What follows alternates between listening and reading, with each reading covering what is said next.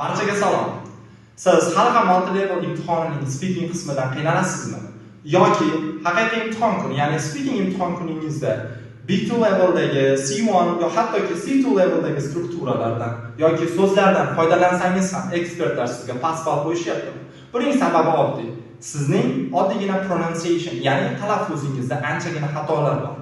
Ya'ni siz yuqori darajadagi grammatik strukturalardan yoki so'zlardan foydalansangiz ham sizning talaffuz darajangiz barchasini oshkor etishi mumkin. Men sizning o'qituvchingiz, ya'ni Azamjon teacher 2 yildan uzoq vaqt davomida o'quvchilarga umumiy ingliz tilini o'rganishida yordam berib kelmoqdaman. Multi-level imtihonidan erishgan natijam esa 69. Sizga eng qiziq bo'lgan jihati speaking qismidan 73 ballni qo'lga kiritganman.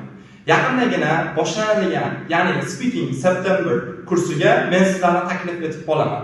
Agar siz shu kabi xatolaringiz, ya'ni talaffuzga o'xshash xatolar haqida ma'lumotga ega bo'lmoqchi bo'lsangiz yoki multi-level imtihonining speaking qismidan yuqori ballga erishmoqchi bo'lsangiz, shunchaki kommentariyalarda plus belgisini qoldiring va biz sizga aloqaga chiqamiz.